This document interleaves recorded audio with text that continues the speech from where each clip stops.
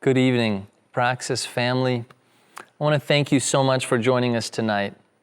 Tonight is going to be a little bit different of a program than we've done before. You're going to be seeing a little bit less of different elements, and we're going to spend more time in a discussion. Tonight, it is really about understanding and listening. I am, as you can see, a white, Caucasian, European male. I am unlike those who have been less fortunate in this country to be of color in the sense that they have a lot less privilege. Now, some of you may disagree with that statement. Some of you may think I'm being a little bit melodramatic. White privilege doesn't exist. And, I understand all of those statements. I do. I get it. But if there's one thing we've learned over the last 2 weeks, it is that it is real and that there are things being said that are misunderstood, and there are difficulties and trials that we have completely neglected to discuss.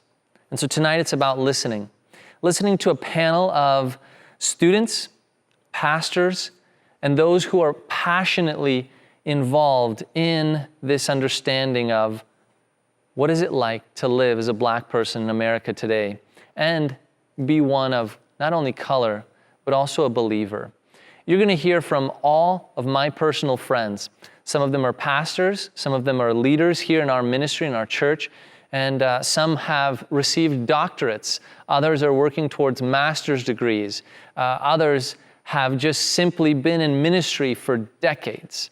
You're talking about a very highly educated and highly believing Adventist group of individuals.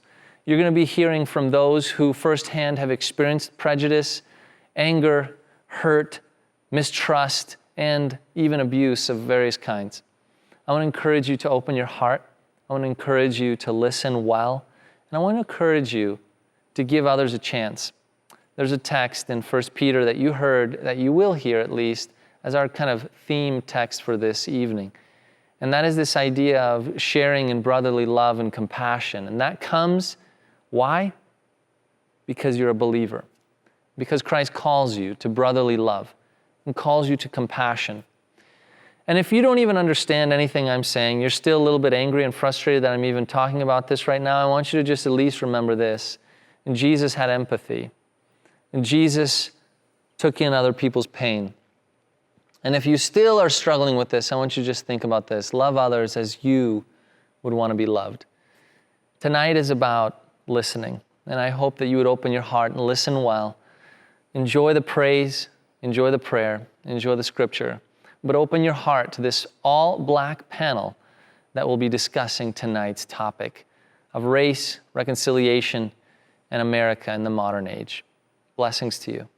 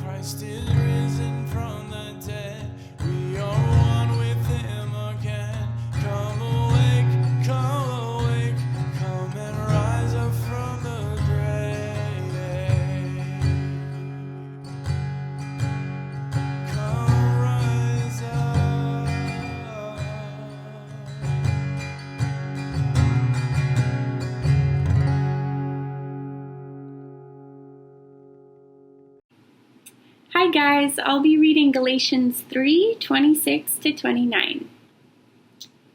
So in Christ Jesus, you are all children of God through faith. For all you who were baptized into Christ have clothed yourselves with Christ. There is neither Jew nor Gentile, neither slave nor free, nor is there male and female, for you are all one in Christ Jesus. If you belong to Christ, then you are Abraham's seed and heirs according to the promise. Tonight I want to invite some of my friends up front. We are going to be continuing part of the Love and History series. We've been talking about love, and tonight we're going to combine now history with love.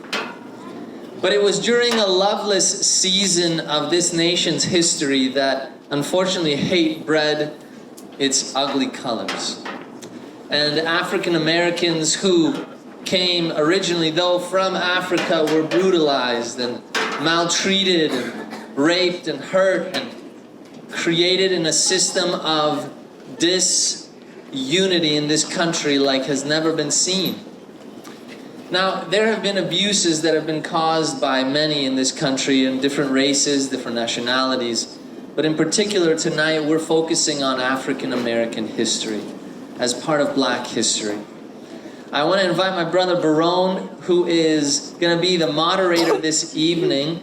And I want to invite the 4 panelists as well who are going to be part of this evening's discussion on Black history.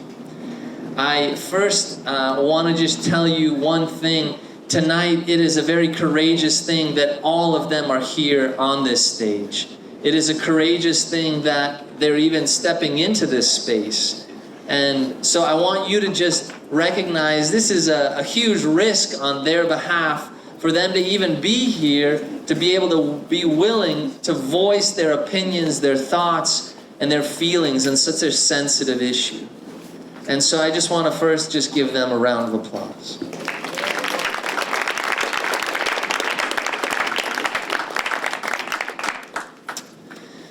Next thing I want to do, though, is I just want to offer one word of prayer for us.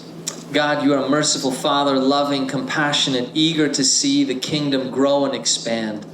And in this community tonight, Jesus, we pray that you would fully make yourself known, that your heart for the kingdom and for reconciliation would be felt. Jesus, my prayer is that if there is disunity in this crowd in any way, whether it's in a marital relationship, a dating space, a family, but God, especially tonight, if it is between nations, races, and cultures, God, I promise that tonight we as a people are open to hear your healing word. And so, Father, speak, for your people are listening. At this moment, I'm going to leave the time up to them. They're going to introduce themselves. Each one of them is a close friend of mine. And so my prayer is you would give them a hearty welcome tonight.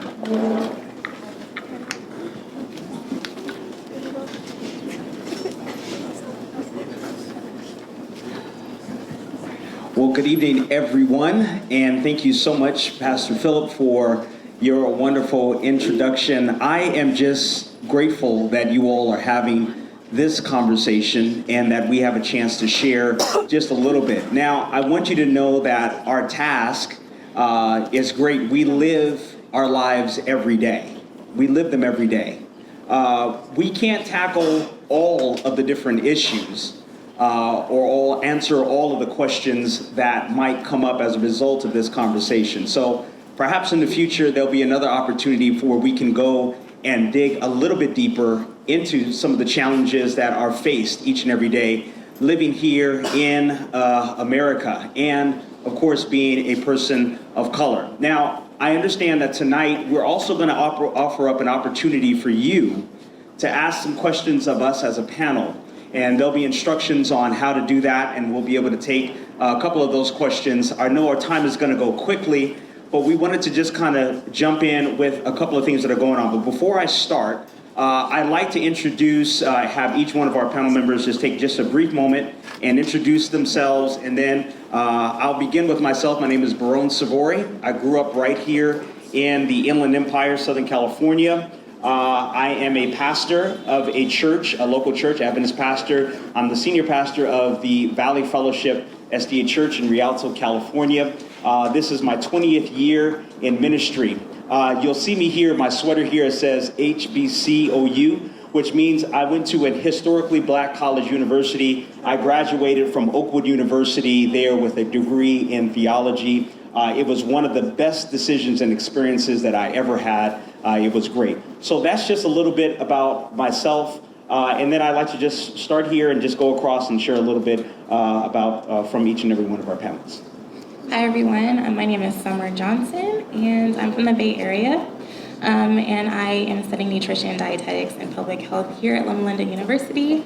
And yeah. Hello everyone, my name is Delroy Brooks. I am the sole pastor of the Juniper Avenue Seventh-day Adventist Church in Fontana, California. I have a bunch of degrees.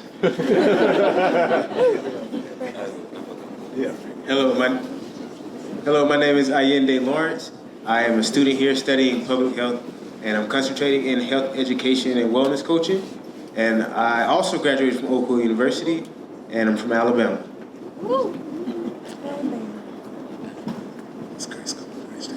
My name is Wade Ford. I am born and bred right here in Loma Linda. Born right there in that phenomenal hospital. I don't have as many degrees as my dear brother over here. I do have the privilege of pastoring as well, almost 20 years, like my brother on the end. I pastor two distinctly different churches that are half a mile apart. I pastor a contemporary black church, and I pastor a conservative white church that are half a mile apart. We could almost spend a lot of time talking about that experience right there. That's a lot. One of the things that we know, many of you all that spend time, I know many of you spend a lot of time studying, but it's unavoidable to experience some of the racial issues that happened in America and that have happened over the last few years recently. Now, of course, we know that there is a long history of injustice in America as it relates to Black Americans and those that are minorities here in this country. There are many, countless stories that can be told.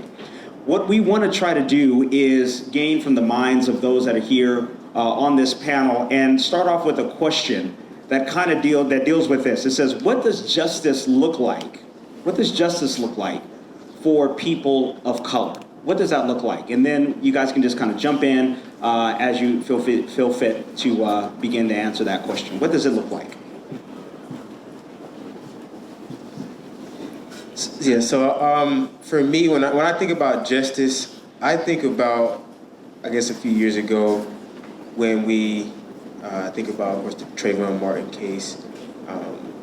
And I think about how an innocent American is shot and killed by another individual, and it's crazy how this person gets off, and then while the family gets no justice. And so, like, when I think about justice, I think of that, but I also think about it in I guess currently one of the most current issues that I think about is the wealth gap between Black people and the wealth gap between white people. And it's a very big issue that is still ongoing. I think about things such as redlining, when it happened years ago, but basically redlining is when you basically segregate an area in a city or in a state, and you put a group of people in there. Like, for instance, so Black people, you may find there in a lot of major cities, there are specific groups that they're predominantly Black, and you can notice that a lot of these, if you notice in a lot of major cities, that these areas are very impoverished. And now one of the most current things that's happening is what we call gentrification, where now you have the wealthy going back into these communities, but instead of pouring into these communities, they're basically buying up, causing the property to go up, and then kicking the very people that they put in there years ago and kicking them back out into the outskirts. So when I think about justice, I think about how it's been innocent, black young men like myself and women who have been killed by the police, and I also think about the inequality between, the wealth gap between black and white people. A couple of us wanted to talk about what justice looks like.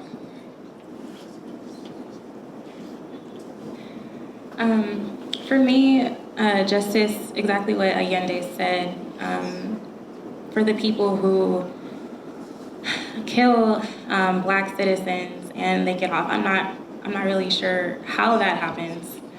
It makes me angry. It does.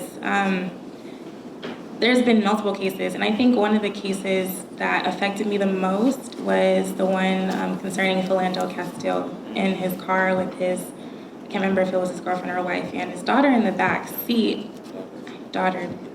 Like, how do you, I don't know. I just can't fathom, why. I understand, police officers may have a fear inside of them, but he was transparent about what he was reaching for, but still he got shot and he ended up dying. So justice in our legal system, there needs to be equal treatment no matter what the case. You can't just get off for something because of the color of their skin.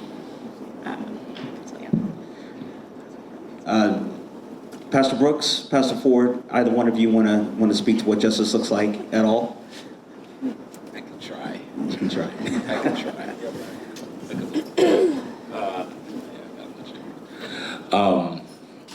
That's a hard one.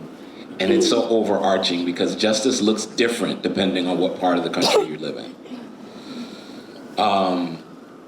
To speak to what Allende just referenced when he talked about redlining or rezoning or redistricting, the things, the systems that have been placed way before most of us were born, maybe even some of our parents, that we are subject to now.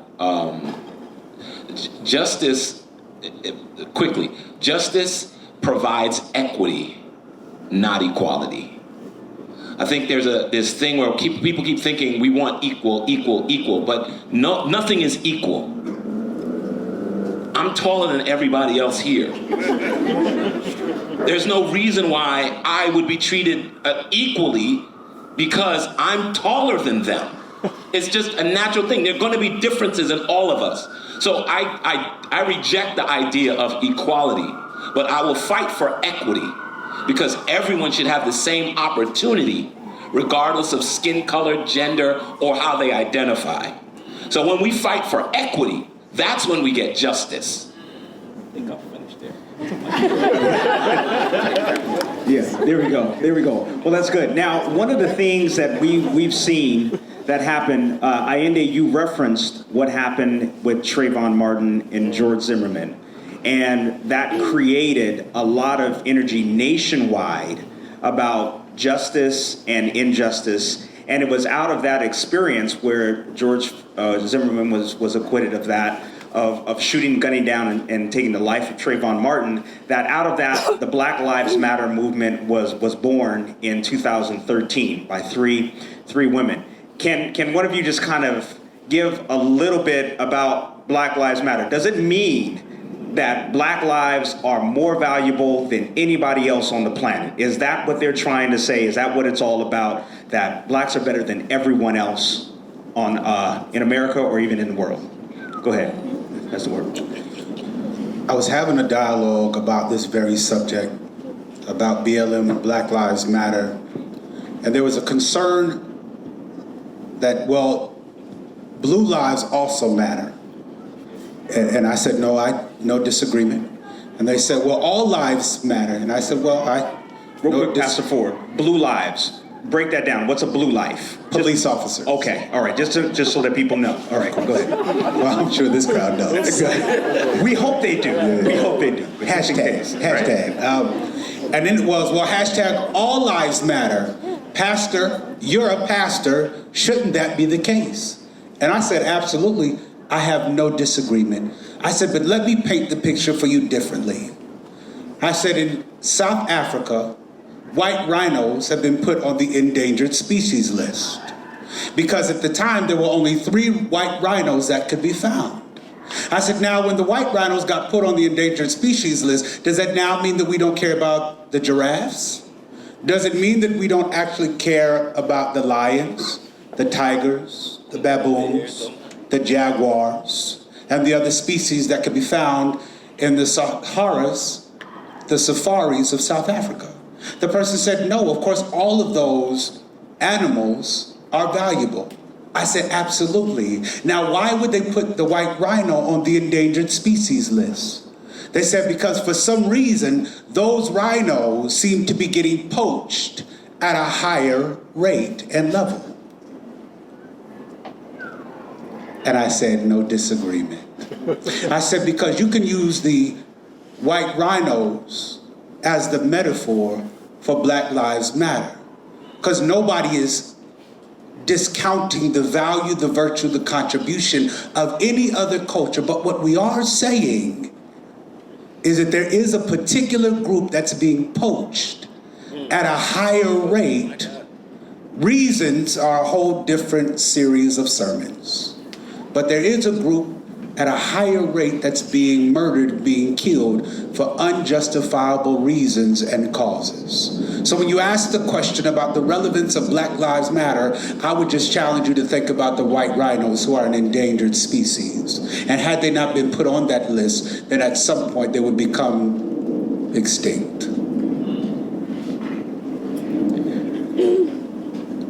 And so at the end of the day, all lives do matter, but it causes us to pause and to think about the injustices that are happening in different places of the world. If we were to consider incarceration rates, where across America we realize that 34% of the prison population is that of Black Americans. And when we look at all of these different things that are happening in our society, we know that all lives do matter. So we want to make that abundantly clear that everyone does matter. But when we look and we see the stories and hear the stories, we realize that there is a disproportionate things that happen in our Black and brown communities that causes concern, and it causes a lot of things to happen and things to rise up for people to get upset and frustrated at the many things that are going on and happening. Now, one of the questions that came up, and I hope that some of you all have a question or two that might be asked if you are preparing those so that we can begin to answer those.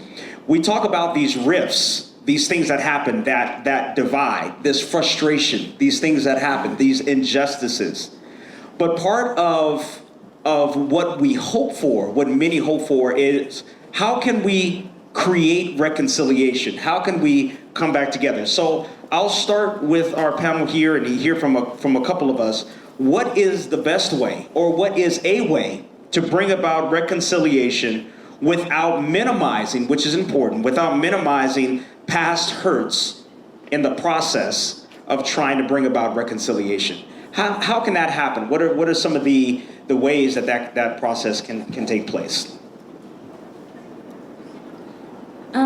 In my opinion, I feel reconciliation can be brought about by just simply having the conversation like we're having right now.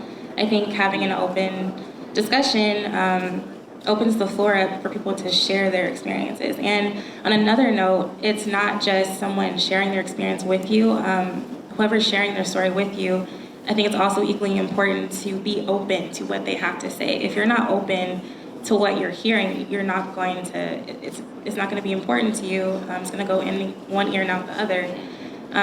You can educate someone about pathology all you want, but if they're not open to learning it, they're not going to be able to apply it to their life. So honestly, being open and actually creating situations, safe situations and open situations, to be able to be transparent. That's good. Others, how can reconciliation happen?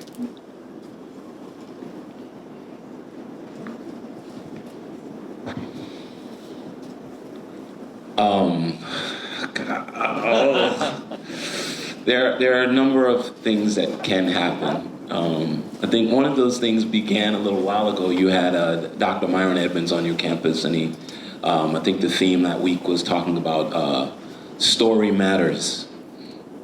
And moreover, more than anything else, I challenged some young people earlier today to learn the stories of people who don't look like them. If you are a black or brown, beige person in this country, throughout your developmental and formative years, that's it. The education that you received had a certain look to it. Everything you got, whether it was your teachers, the bus driver, whoever, everything you got looked a certain way until you were able to choose what you started to learn. And it could start to look different because you started looking for people or things that looked like you. So we have within us, the people of color in this country, we have a default that doesn't look like us. It's just by virtue of our education until we are able to do differently. We know your stories. We know the general public story. We know the story of Europeans. We know those stories because those are the ones we've been told since all the time. The stories of our people, however, we have to search for. So reconciliation begins when everybody's story, equity, everyone's story is able to be learned. There is a unit for all of the cultures in your school system. There's a lot of things that have to change in order for reconciliation to take place, for us to be reconciled one with another. You recognize in order for there to be reconciliation, there has to be pain. In order for us to have been reconciled to Jesus, or to God rather, Jesus had to die. In order for reconciliation between ethnic groups, something has to die. The challenge today is most people don't want to kill none. Nobody wants to feel pain. Nobody wants to feel bad. And that's the only way reconciliation can take place. One of the more recent examples, some of you all might not know, but there was a time on our Adventist campuses where black students were not allowed to eat in the same area of the cafeteria as white students. They were literally segregated. And it was recently on the campus of Andrews University that this conversation came to a head where it said it's time for the school to acknowledge and to apologize openly and clearly, acknowledging what happened and saying we are sorry and we will continue to make progress so that this, whether it be overt or even covert, doesn't happen again. And it was a big conversation on that campus and something that eventually did bring about an apology from the school in a way that they can be able to have a dialogue and a conversation. It opened up many things for that campus so that diversity and issues of racism and other things can be discussed there on that campus. But first, there had to be a difficult and painful conversation that happened. Now, while we were in the back, we knew that perhaps there might be some questions. I don't know, have any questions come through yet, Pastor? There's a couple. Okay. Here we go. There are a couple of questions. I want to go through these. The first one says, if you have any questions, guys, go ahead and text them right up there. You see it says LLUC to the phone number 2.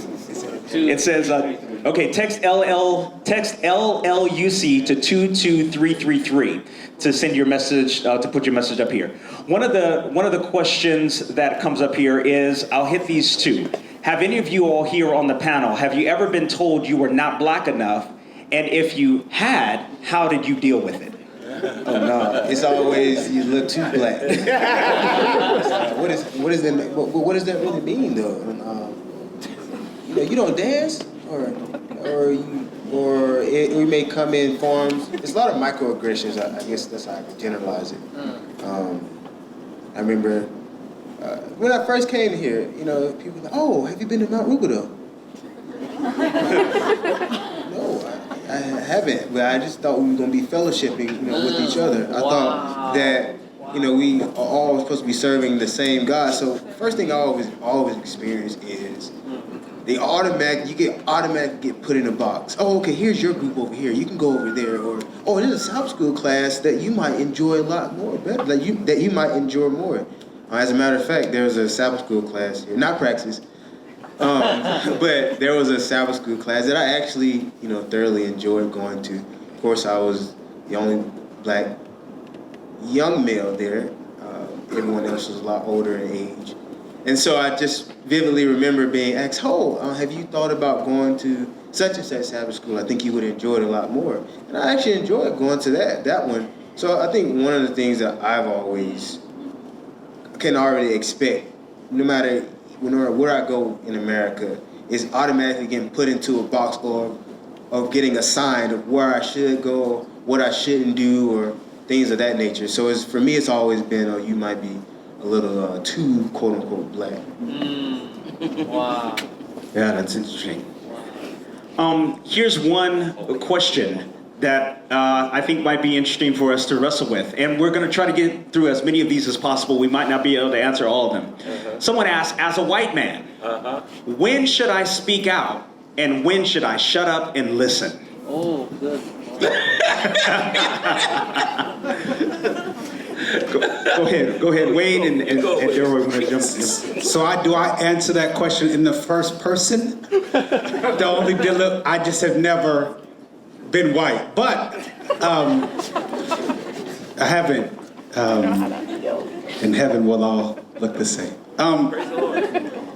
I think the question has a lot of nobility. The question that I would ask to the question is, what specific are we talking about, right? So I think that one thing that is critical, especially when it pertains to reconciliation can't happen until there's an acknowledgement that there's been some kind of pain. And in order to acknowledge that, it means that we must be willing to hear stories that may create the kind of discomfort because it's not your story. And the beauty of that is you don't actually have to have justification for somebody else's story nor explanation, because it's not your story. But a part of reconciliation is simply listening and allowing somebody's story to be their story, and whatever that story is, that we don't have to filter it and make it fit in to what we've experienced. I think that one of the great virtues of a diverse community is that while my struggle may not be your struggle, we can all advance together when we partner up and fight together to break the chains that are binding certain communities. So that love is not always about reciprocation, but rather often it's about service and sacrifice. So Allende, as a young black man, me a bit older than he, you don't have to do that. He may be struggling in an area where I'm not struggling, but that does not mean that I can't invest myself to help fight for his struggle, even though it's not my struggle. So when you see us struggle, there's opportunity for your voice to make contribution, that struggle can be lessened because you raised your voice, because you don't actually have vested interest in personal gains. Because when I make contribution to the betterment and the lives of others, where there is no personal gain, our humanity begins rising to the surface. Why? Because love is enough. That's all we need. Go ahead, Can I jump in really quick for the? I'm going to assume it was a white gentleman that wrote that question. Thank you for that. There are two things that I think that you can always think about. What are you going to be? Two things that we will always need. We need allies and we need advocates. And I think that the challenge always is, if you're in a room and everyone looks like you, then you should be advocating for the people who don't look like you. If you're in a room with people and everyone doesn't look like you, then you are becoming an ally with those who are there. Listen to the stories. But you will always know the difference based on what you're in the room to do. Am I in the room as an advocate, or am I in the room as an ally? That's how you'll know when to speak and when to be quiet. That's good. That's good. There's so many great questions here. Let's see here. How come when it comes to racism, a lot of people blame it upon whites or Asians? Doesn't that kind of make those who blame one set of people racist themselves?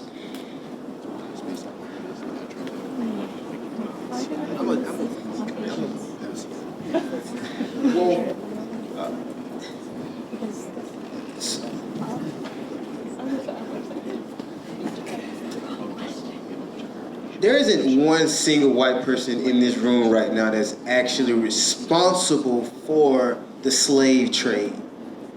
However, because of the system of racism, every person in this country has benefited from it, but black people. We're talking 400 years of free labor. Free! 400 years where a whole nation is being built off of the backs of a people who were forced into this country. So it's not necessarily we're blaming, oh, it's just white people. We're blaming everyone who has been responsible for continuing the systemic system of racism, whether that be in the educational field, whether that be in corporate, whether that be in our communities. So it's racism is a lot deeper than just skin color. However, the face of racism has always typically been people who look white, if that makes sense. Go ahead. Man, I'm gonna try to really, really be brief. Just for the sake of clarity around the definition, black people can't be racist in America. Let me explain why. Racism denotes power and authority. When you have a group that totals less than 12%, we moved to 13?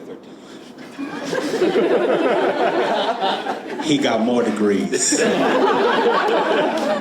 So when you have a group that represents 13% out of over 360 million people on the United States, the continent of America, it has to be those who are in power over systems that are even have the opportunity to be racist. Because it's greater than individuals, it's systematic. Now, while I'm trying to be sensitive. Meant the same thing. I'm not. Yeah, just say it. No. They gonna love you. Love is all. Love is. Hey, Tag, sing it again to remind them at the end to love this. So.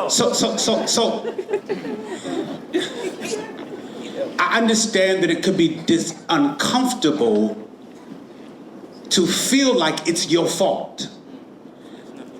It ain't your fault. What black people are saying is, there's a problem. That's what they're saying, there's a problem. I'm sorry, that's the preacher. There's a problem. Did I quieted it down? There's a problem. I'm a whisper, there's a problem. Say it. That's what BLM came out of, Black Lives Matter. There's a problem. And it's not just the problem of black people. It's the problem of American people. The problem of the problem is the only people that care to eradicate the problem are those suffering from the problem. But if we all acknowledge there's a problem, the problem would cease being a problem. So that we could one day actually, like so many wish we could do, man, just get past it. But we can't until the problem ceases being a problem. And that for many of us would take introspection and checking our pride at the door and asking the question, am I an ally or an advocate? Because silence is agreement to the wrongs that we're aware of.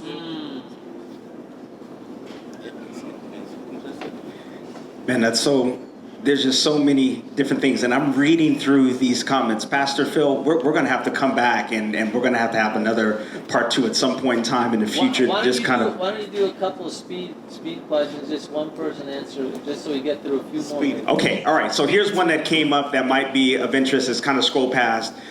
We've heard African American, we've heard Black. Which is the right one? Is it both of them? You know, help folks out there that want to do it and say it the right way. Yes. Okay, all right, good, thank you.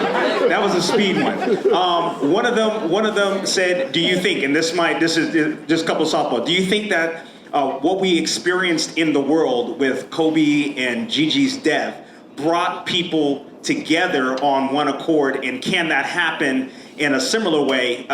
Do you think that had an impact of bringing people together, and can that happen just because we love each other, not just because Kobe died? Well, it was death that brought us together. I mean, unfortunately, it took the death of Kobe Bryant for us to come together, and I even think that's kind of sad. Even like in families, like it always takes death to kind of death in marriages. Yeah, death in marriages to bring Beginning together. of 2 lives and the ending of a life. That's the only thing that brings people together. There are a couple of questions here that kind of deal with and cover an area of how to deal with privilege versus those that do not have privilege, which many times come from Black and brown communities. Can you speak to privilege and how they can become advocates for those that are less privileged in society and whatnot? Speak to that, because I know there was a question that kind of was dealing with, issues and reconciliation, everything like that. And part of that comes from just privilege in and of itself. So can we just touch on that for just a second? Privilege. I'm not going to try. Everyone has a certain level of privilege. While there is white privilege, there's also white male privilege. There's white female privilege. There's black male privilege. I want to say that there's black female privilege, but they unfortunately always end up at the bottom part of the privilege totem pole. Yet there is some privilege there. There is a healthy privilege. If you're a healthy person, you can walk around, you've got a privilege that those who are handicapped do not have. Everyone has some level of privilege, something that, and it creates a blinder for you because you don't actually see that there's a benefit to what you have that someone else doesn't have. And it normally doesn't affect us until something happens to us. So if you're at a certain financial level, you don't recognize your privilege as a person who can work or until that's gone. Then you're woe is me until you realize that there have been people living like this for a long time. You know what I mean? So when it comes to privilege, I think the first thing you have to recognize is, what privilege do I already have? So as a heterosexual African-American male, I am aware, and this is because my wife is doing PhD work, I got to read some of these books too, so I got to be able to speak to, and she says this thing all the time, and those of you who are students here, you've heard her say this a couple times, you've got to name what you're going through right now or what you're dealing with.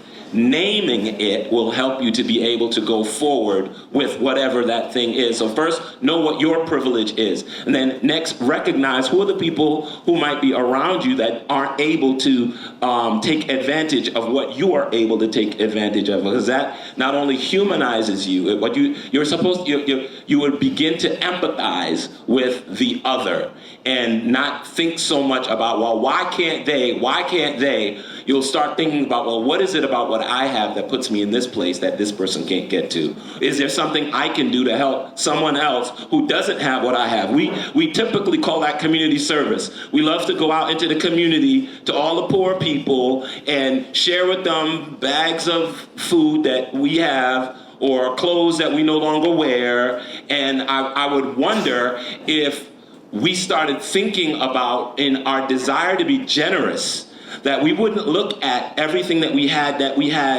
in abundance, but we start thinking about what of mine that not just that I don't need, but who would I go to serve and share and stay with?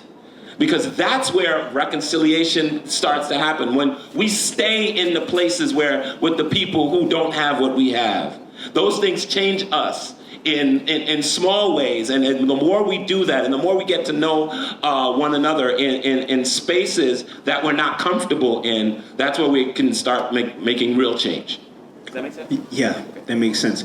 Can we give our panelists a hand for today? I'd like to invite the band to come. Well, while they're coming, I love what this person said here. What if we all came together and decided to be equal and start a movement of equality? I wish for us to start a movement here and go out into the world. Amen. That's awesome.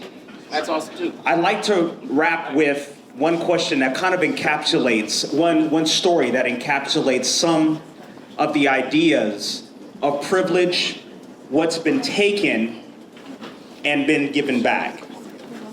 In 1951, a woman checked into a hospital at Johns Hopkins. She came in and she had cancer, cervical cancer. It was there that she got a biopsy.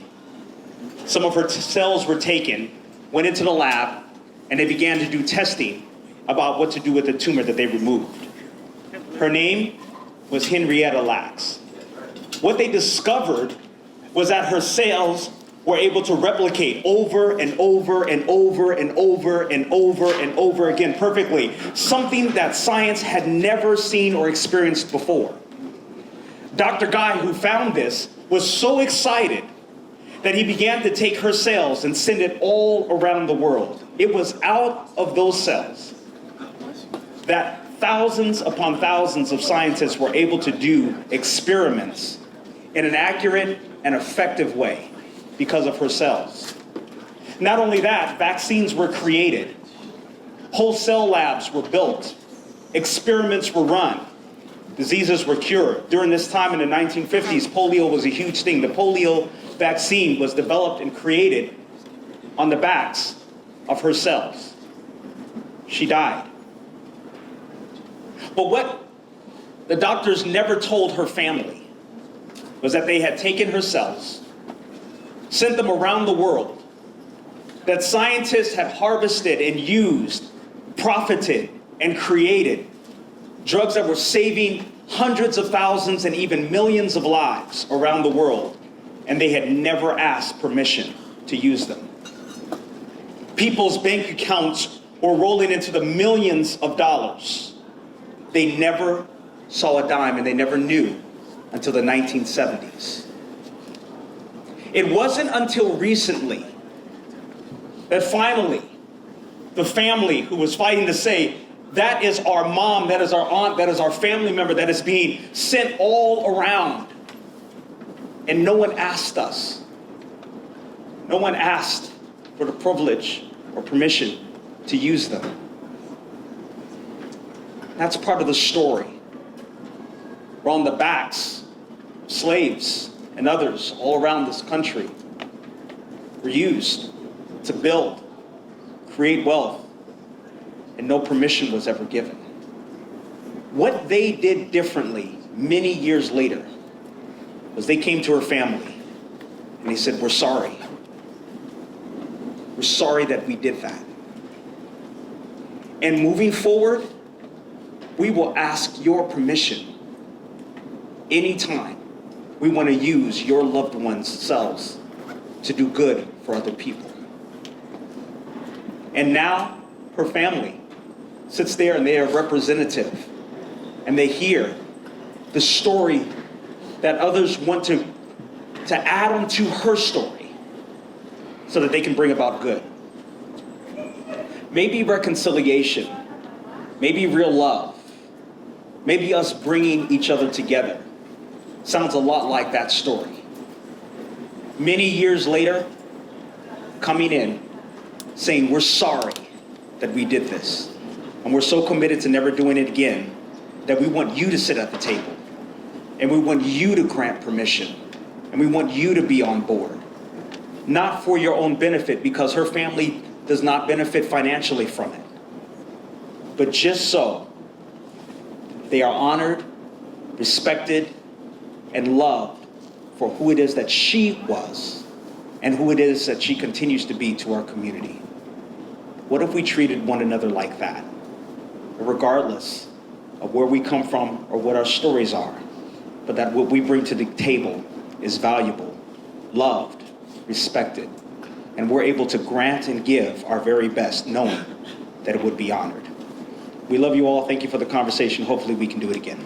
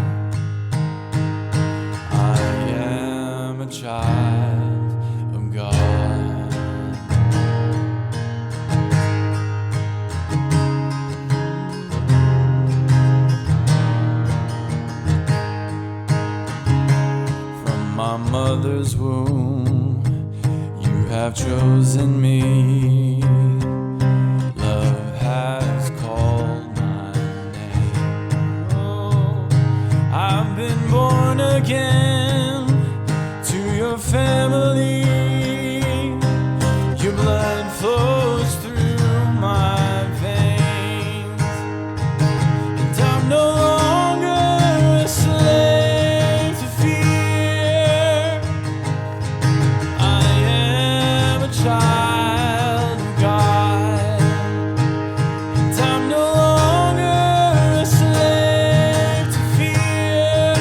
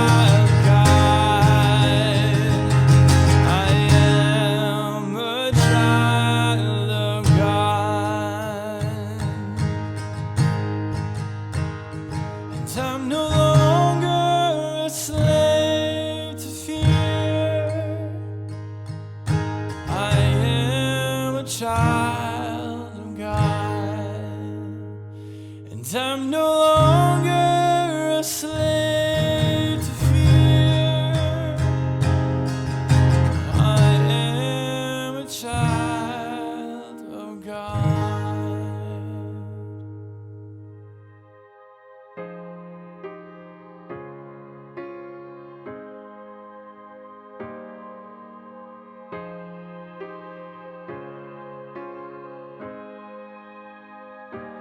Update.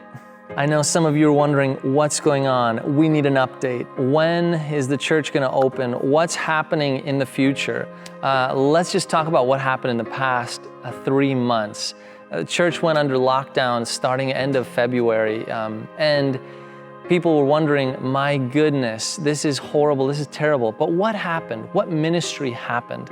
I want to just paint for you what happened. We saw thousands of people engaging we've never even heard of before. People we hadn't encountered in person, but said, I need a church experience. I need people to speak life into me right now. I need the gospel. I need to experience community, even though it be virtually. And we saw thousands join us virtually over the span of these months, and it was amazing. Friday nights, Saturday mornings, truly a blessing. Our young adult ministry also did more than just things on Friday nights. We did a Worship Wednesday experience. We casted a call to say, hey, you know what? I know people are wondering what to do in the middle of the week, and so we provided something there for you. We're gonna actually sunset that experience. We did that for a season. We're gonna venture into new things, and so let's talk about what is to come.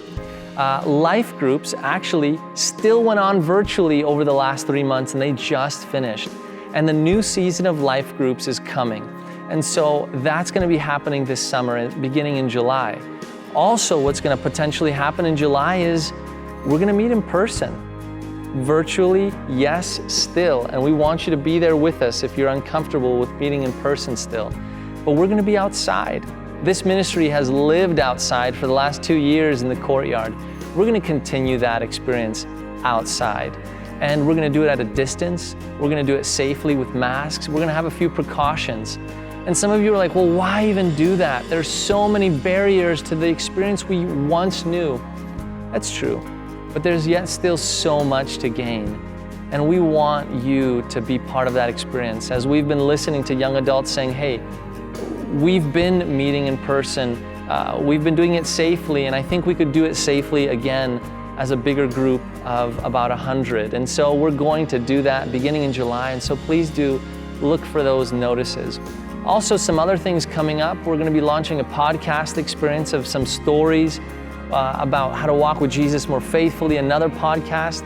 So just some really cool things we've been working on while we've been in this COVID season. We're going to be relaunching in a new building as well when you come back in person. It's a new building, a new facility that is incredible. And we're hoping to reach more people on this very campus than we've ever reached before. And it's going to take a partnership of you saying, I'm committing to this place. I want to be part of this journey. And so blessings to you. Look forward to seeing you virtually and in person soon.